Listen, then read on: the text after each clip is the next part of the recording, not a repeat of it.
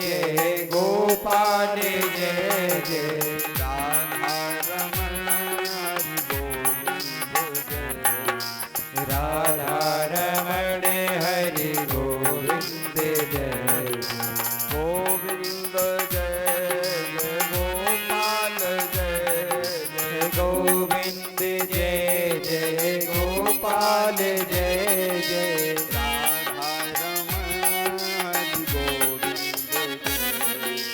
राधा रमण हरि गोविंद जय राधा रमण हरि गोविंद जय राधा रमण हरि गोविंद जय बोलिए वृंदावन बिहारी लाल की जय। बच्चों को थोड़ा दूर बैठा उधर। महाराज श्री राजा परीक्षित ने सुखदेव जी से कहा कि महाराज भगवान केवल मनुष्यों को ही मिलते हैं क्या? कहा नहीं नहीं, पशु पक्षियों को ही भगवान प्राप्त होते हैं। यदि वो भी भगवान की स्तुति करें, भक्ति करें, तो भगवान उनको भी प्राप्त हो जाते हैं। कहा ऐसा कोई पशु है जिसको भगवान मिले हों? तब मनमंत्र आदि के बारे में बताते हुए कहते हैं कि हे राजन, एक मनवंतर की बात है। उस मनवंतर में ये बहुत विशालकाय स्वयंभुवस्य, स्वयंभू जो मनवंतर था उसकी बात है। उस मनवंतर में एक विशालकाय गजराज हुआ जिसका नाम था गजेंद्र। गजेंद्र नाम का हाथी एक सरोवर के किनारे रहता और आसीत गिरवरो राजन त्रिकूट विश्वता,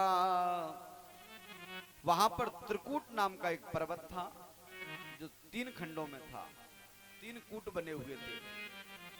उस पर्वत के किनारे एक गजेंद्र रहता था। वहां एक क्षीर सागर के समान एक सरोवर था। उस सरोवर के किनारे रहता, उसका जल एकदम दूध के फैन की तरह था महाराज। वहीं पर ये विचरण करता। इसकी 10,000 पत्नियां थी, 1,000 पत्नियां थी और 10,000 पुत्र थे। अपने परिवार के साथ प्रेम से रहता। एक दिन ये जल पीने के लिए सरोवर में गया। उस सरोवर में एक बड़ा विशालकाय ग्राह रहता था, मगरमच्छ। जैसे ही हाथी ने जल पिया और अपने पैर को रखा, उधर ग्राह ने उस पैर को पकड़ लिया। हाथी ने कई वर्ष बीत गए जल कीड़ा करते करते। जब ये गजराज चलने के लिए उद्यत हुआ तो निकल नहीं पाया। बार बार खींचता है अपने पैर को, लेकिन नहीं खींचता है। पूरी ताकत लगाता है। वर्ष के वर्ष निकल गए खींचते हुए, लेकिन नहीं खींचा। इसके पत्नी बच्चों से इसने कहा कि खींचो। उन्होंने भी प्रयास किया, फिर भी ये नहीं खींचा। तब उसके पत्नियां और जो बच्चे थे, इन्होंने जब वो जंगल की ओर जाने लग गए तो गजराज ने कहा कि देखो, हमारी अंतिम इच्छा है कि हमारे प्राण जब निकले तो हमारा परिवार हमारे समक्ष हो। जय हो। लेकिन इस गजराज की पत्नियों ने और बच्चों ने कहा कि देखो, तुम्हारे चक्कर में हम अपने प्राण तो नहीं गवा सकते। ये संसार बड़ा स्वार्थी है। एक संत कहा करते थे, एक व्यक्ति एक संत के पास प्रतिदिन जाता था। एक संत के पास प्रतिदिन वो व्यक्ति जाता। एक दिन 2-4 दिन नहीं आए तो संतों ने कहा कि भाई क्यों नहीं आए तुम हमारे पास?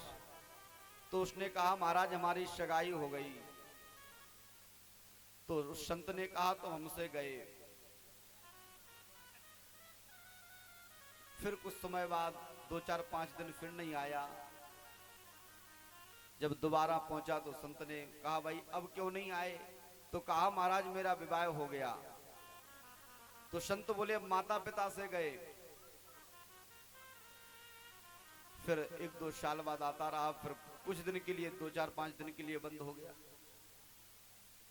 कहा फिर आया तो संत ने पूछा कि बेटा अब क्यों नहीं आते थे 2-4-5 दिन से, क्या बात थी? कहा महाराज संतान हो गई है, एक बालक हुआ है। तो कहा कि अब खुद से गए।